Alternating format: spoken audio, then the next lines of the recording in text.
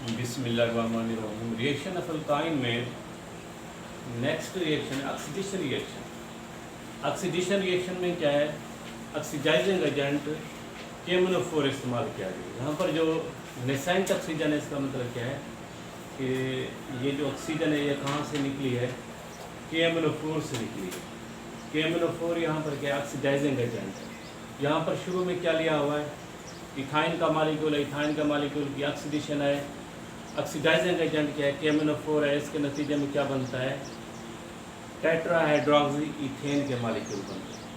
इनकी दोबारा ऑक्सीडेशन होती है तो ये क्या बनते हैं, ग्लाइजल के मालिक्यूल बनते हैं। ग्लाइजल के मालिक्यूल की दोबारा ऑक्सीडेशन होती है। यहाँ पर जो नेसेंट ऑक्सीजन है, इसका मतलब क्या है, इसकी दोबारा ऑक्सीडेशन होती है तो क्या बनते हैं, अज़ालिक एसिड के मालिक्यूल।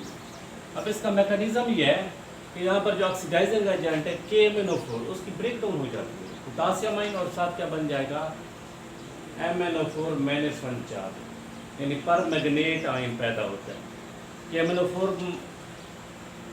KMnO4 मालिक्यूल की ऑक्सीडेशन होती है तो क्या बनते हैं, पोटासियम आयन, और इसके साथ क्या बनेंगे, पर मैग्नेट आयन बनते हैं। इसी तरीके से वाटर मालिक्यूल ब्रेक डाउन होता है, इसके साथ हाइड्रोजन आयन बनते हैं, और इसके साथ क्या बनेंगे, हाइड्रोक्सिल आयन बनेंगे। यहाँ पर हम इथाइन के मालिक्यूल लेंगे। इथाइन के मालिक्यूल का रिएक्शन किसके साथ है, MnO4- चार्ज के साथ। ये जो Mn है ना, इसकी वैलेंसी 7 है, यानी Mn और ऑक्सीजन के दरमियान में डबल बॉन्ड, इधर भी डबल बॉन्ड है, इधर डबल बॉन्ड है, इधर सिंगल बॉन्ड है, तो Mn की वैलेंसी कितनी हुई, 7 हुई। कार्बन कार्बन के दरमियान में जो ट्रिपल बॉन्ड है, उसमें एक पाई कार्बन और ऑक्सीजन के दरमियान में शिफ्ट होता है। ऑक्सीजन और Mn के दरमियान में जो डबल बॉन्ड है, उसमें एक पाई Mn के ऊपर शिफ्ट हुआ है। यहाँ पर पहले डबल था, अब क्या हो गया, सिंगल बॉन्ड आ गया। Mn और O के दरमियान में जो डबल बॉन्ड है, उसमें एक पाई ऑक्सीजन और कार्बन के दरमियान में शिफ्ट हुआ, तो ये क्या बन गया, साइक्लिक बन गया। दीज आर साइक्लिक बन गए। वाटर मालिक्यूल ब्रेक डाउन होता है तो इससे क्या पैदा होता है, हाइड्रोजन है, और इसके साथ क्या पैदा होंगे, हाइड्रोक्सिल आयन। अब ये जो साइक्लिक फॉर्म है, उसमें ऑक्सीजन के ऊपर लोन पेयर है।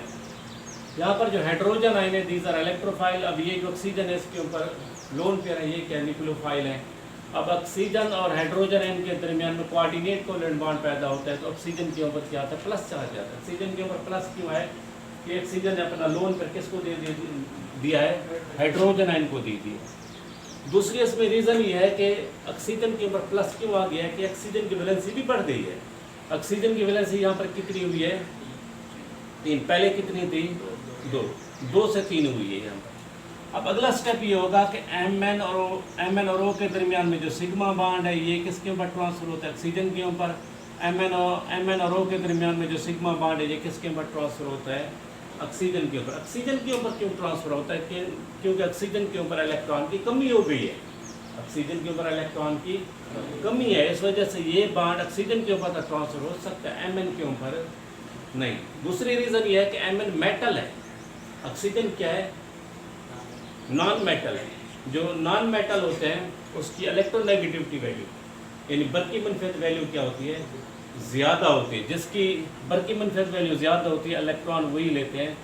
अब ये बॉन्ड किसके ऊपर ट्रांसफर होगा, ऑक्सीजन के ऊपर। ये भी किसके ऊपर ट्रांसफर होगा, ऑक्सीजन के ऊपर ट्रांसफर होगा, तो ये कंपाउंड बनेगा dihydroxy ethene molecule. Dihydroxy ethene, कितने यहाँ पर हाइड्रोक्सिल हैं, 2 हाइड्रोक्सिल हैं, तो ये क्या बन गया है, डाईहाइड्रोक्सी इथीन, और साथ क्या बन गए हैं, MnO2। अब भी इसके अंदर एक पाई मौजूद है। अब इसका रिएक्शन दोबारा MnO4 के साथ होगा। जब ये दोबारा इसके साथ रिएक्शन होगा तो Mn और O के दरमियान में जो पाई है, ये किसके दरमियान में शिफ्ट होता है, ऑक्सीजन और कार्बन के दरमियान में।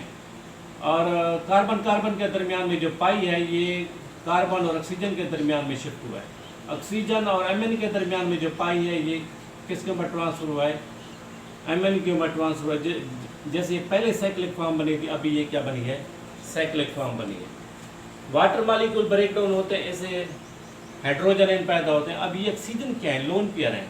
हाइड्रोजन आयन क्या है, इलेक्ट्रोफाइल है। अब ये ऑक्सीजन और हाइड्रोजन आयन के दरमियान में कोऑर्डिनेट कोवेलेंट बॉन्ड पैदा होगा। इसी तरीके से इस ऑक्सीजन और हाइड्रोजन आयन के दरमियान में कोऑर्डिनेट कोवेलेंट बॉन्ड पैदा होगा, तो ऑक्सीजन के ऊपर क्या आ गया है, प्लस चार्ज आ गया।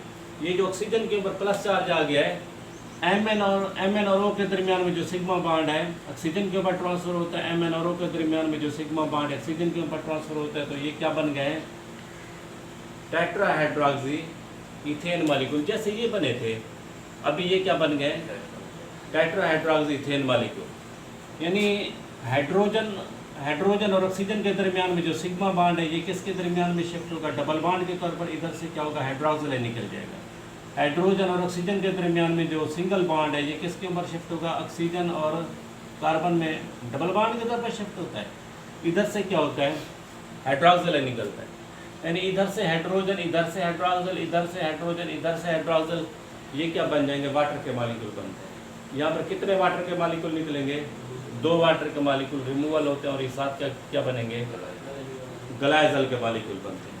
अब ये जो ग्लाइकॉल का मॉलिक्यूल है इसकी दोबारा ऑक्सीडेशन होती है, वही प्रोसेस हमने दोबारा करने, लेकिन वो प्रोसेस करने से बेहतर है, सिंपल मैं आपको ये समझा दूं कि कार्बन और हाइड्रोजन के दरमियान में बॉन्ड ब्रेक डाउन होता है। यहाँ पर क्या बनेगा, हाइड्रोक्सिल आयन बनेगा। अब ये जो हाइड्रोक्सिल आयन है ये दोबारा इस कार्बन के ऊपर अटैक करेगा। इसी तरीके से यहाँ पर भी प्रोसेस होता है। सिर्फ और सिर्फ क्या हुआ है कि कार्बन और हाइड्रोजन के दरमियान में ऑक्सीजन आ गई, इधर भी कार्बन और हाइड्रोजन के दरमियान में ऑक्सीजन आ गया। अब ये मॉलिक्यूल क्या है, ग्लाइकॉल के मॉलिक्यूल, ये मॉलिक्यूल क्या बन गए, ऑक्सैलिक एसिड के मॉलिक्यूल। तो इथाइन के मॉलिक्यूल की ऑक्सीडेशन होती है तो क्या बनते हैं, टेट्राहाइड्रोक्सी इथेन। इसकी दोबारा ऑक्सीडेशन होती है तो क्या बनता है, ग्लाइकॉल के मॉलिक्यूल।